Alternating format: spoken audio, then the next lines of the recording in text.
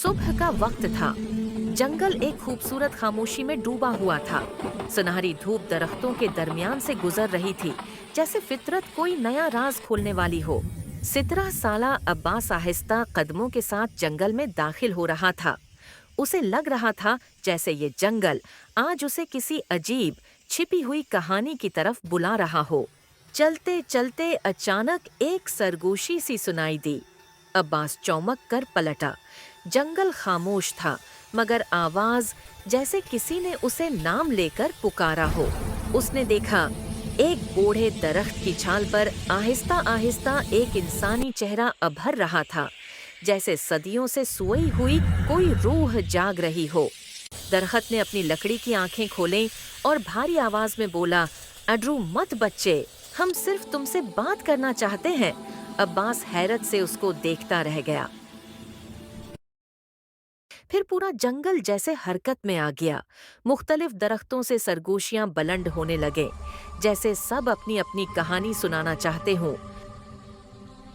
एक बहुत पुराना दरख्त आगे झुका और बोला, हम थक गए हैं बेटा, अब हमारा वजूद खतरे में है। इसकी छाल से रस के आंसू बहने लगे। दौड़ कहीं से मशीनों की भारी आवाजें सुनाई देने लगे। जंगल में खौफ दौड़ गया। हर दरख्त जैसे आने वाले खतरे को महसूस कर रहा था। इस रात लालटीन की रोशनी में बैठा अब्बास एक मंसूबा बना रहा था। उसे मालूम था कि अगर उसने कुछ न किया तो जंगल कल सुबह तक खत्म हो जाएगा। अगली सुबह बड़े बड़े कटाई वाले टर्क जंगल में घिस आए। शोर, धूल और आवाजों ने पूरे माहौल को खौफनाक बना दिया था। लेकिन सबके सामने अब्बास तन्हा एक मशीन के सामने डटकर खड़ा हो गया। एक जादुई आंधी उठने लगी, पते गर्दाब की तरह घूमे और जंगल ने अपना दिफा शुरू कर दिया। लकड़हारे घबरा गए और अपनी मशीनें छोड़कर भागने लगे। आंधी, धूल और रोशनी ने उन्हें पीछे धकेल दिया था। जंगल ने आज अपनी आवाज खुद बुलंद कर दी थी। कुछ देर बाद हर चीज थम गई। सूरज हल्का सा चमका और जंगल ने जैसे शुक्र अदा किया।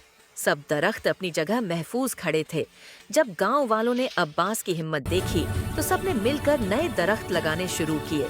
उम्मीद और जिंदगी की एक ताज़ा हुआ सारे इलाके में फैल गई। फिर बूढ़ा दरख्त बोला, अब्बास, ये बीज ले जाओ।